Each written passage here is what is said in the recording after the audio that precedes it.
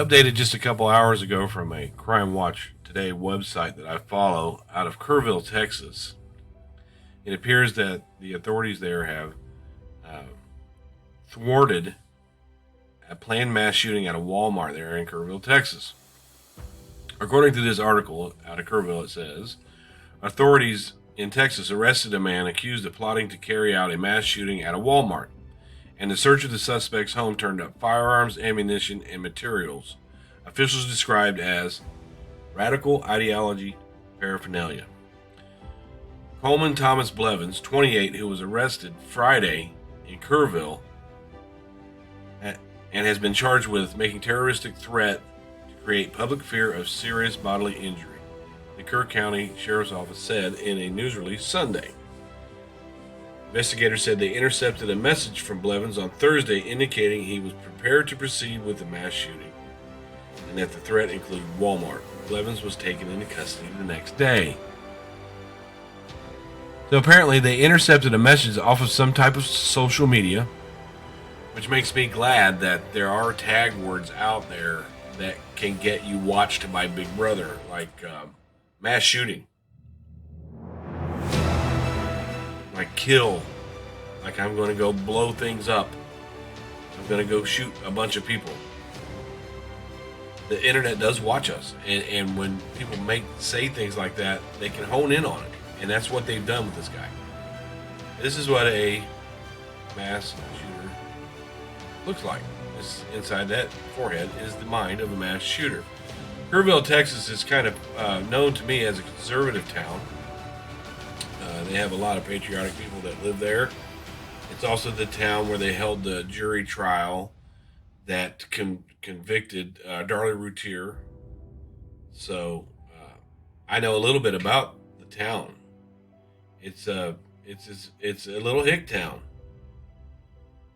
Lots of people might say they're rednecks that live there.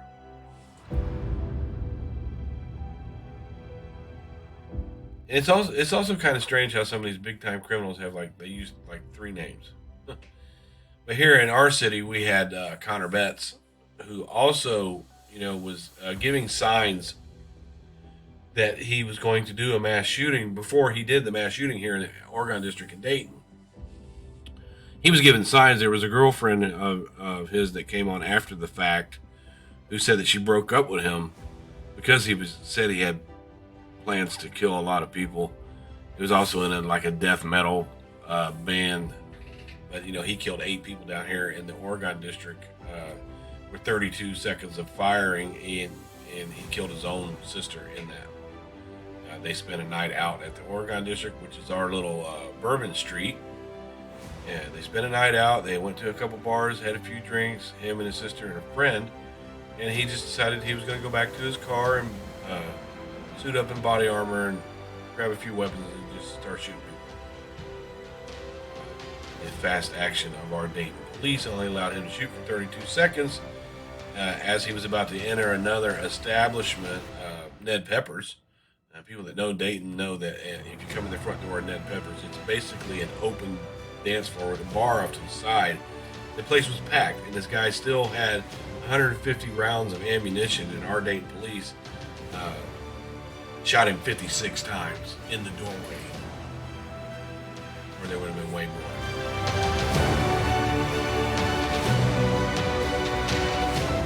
So we have there's a little more on this story here. I'm going to take a look at that and see if I can bring it. Glad they stopped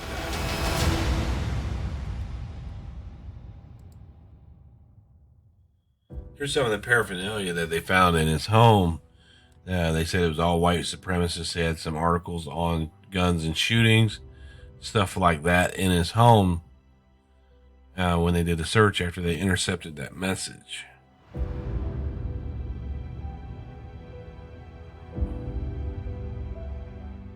Got a rebel flags there.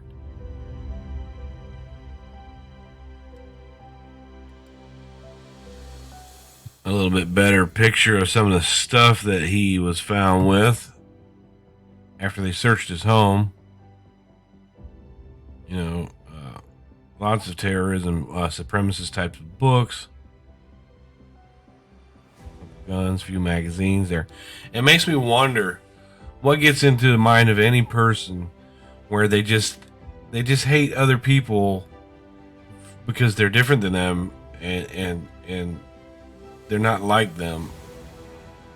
Uh, they're not the same as they are. I don't understand how people get into that type of mindset that someone is not a human being just because they appear to be different. But I'm glad that they stopped this guy, because apparently he had a lot of hate in him.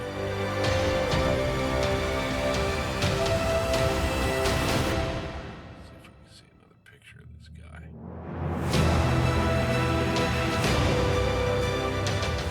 And from the heavy, it says you have 5 fast facts about this guy. Let's take a look and see what they got.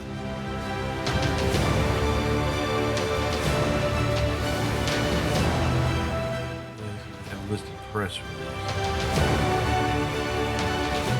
I want to find out more about this.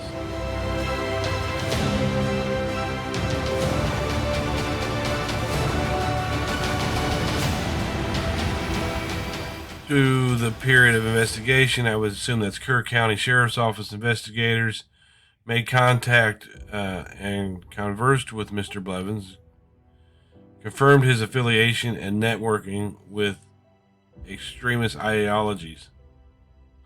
On May 27th, KCSO Special Operations Division intercepted a message indicating that Blevins was preparing to proceed with a mass shooting.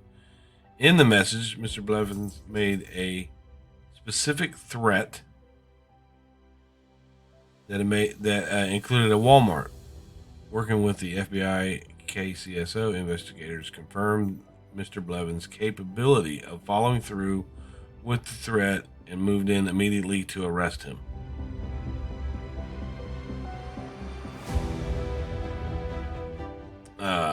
Blevins, who lives in Kerrville, Texas, was arrested on a 1000 block of Junction Highway by deputies from the Sheriff's Office along with representatives of the Texas Department of Public Safety, the Kerrville Police Department, the FBI, the U.S. Secret Service. Boy, they were on him over a message, according to the press release.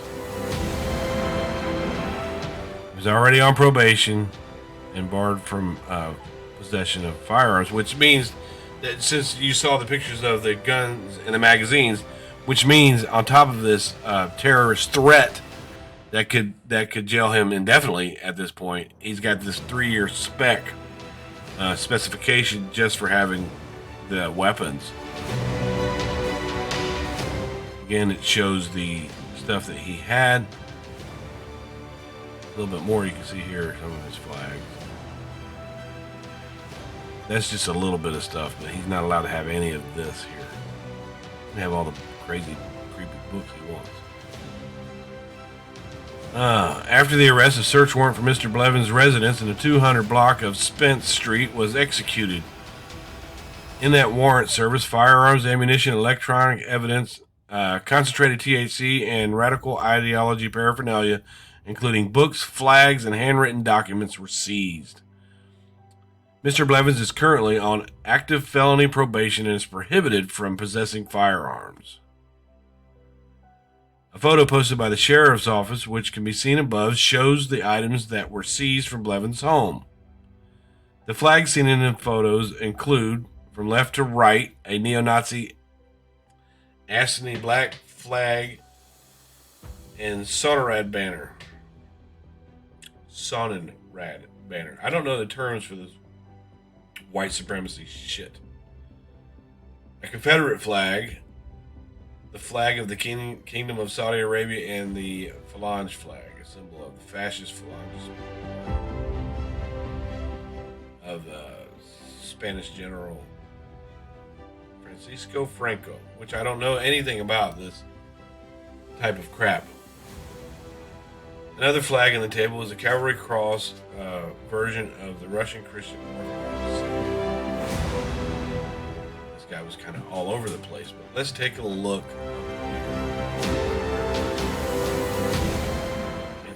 arrest was made at that 1000 block of Junction Highway. So this is the 1000 block of Junction Highway. It's just a bunch of businesses. They must have rolled up on him. I would assume, I would go as much to say as they probably were following him. After they got the message, I'm pretty sure they did a bunch of surveillance, and I bet you money that we'll find out later on that they arrested this guy going in one of these establishments, a gas station or something like that. This is little old KerrVille, Texas here, where they got him, in this area right here. So the article said that he was arrested in the 200 block of Spence Street there in KerrVille, Texas. So I Google Map over there, and in the 200 block, what I see is like a hotel right here, or maybe with the carport, it could be a apartment complex right there. Let's take a look.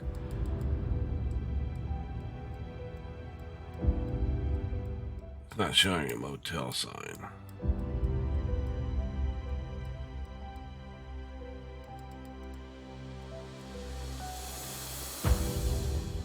Yep, it's an apartment complex. So I bet you he lived right in here. Bet you he had a small, I don't know this for a fact, but you know, the 200 block starts right here. I bet they hold up and caught him right here. So let's go down further and look some more at the 200 block. I don't see him having a big old house.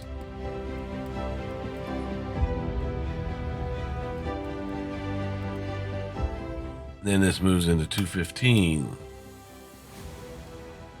But I'll find out more. Okay, then it goes down to 300 block, which is right there. So I'll move back up a little bit.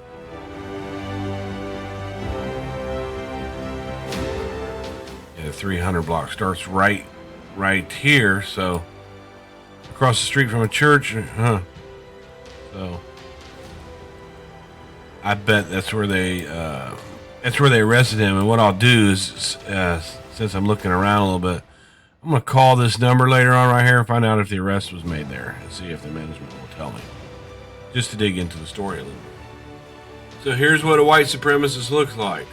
Kind of looks like, I don't know, he kind of looks like maybe Bert and Ernie on Sesame Street. I don't know. Just looks like somebody that is not real happy. He's noticed in his face where his lips are, he's got that downshed frown, and he's got those dark patches under his eyes from nights of staying up planning terror on people. He's got the dark stare. He just doesn't look like a happy individual.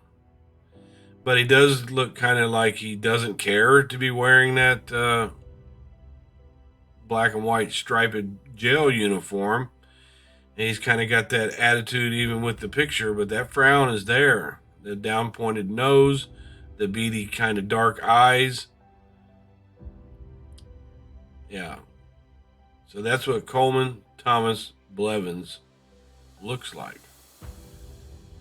Thank you for our police force, FBI, and Secret Service for stopping this man through a message because he talked too much.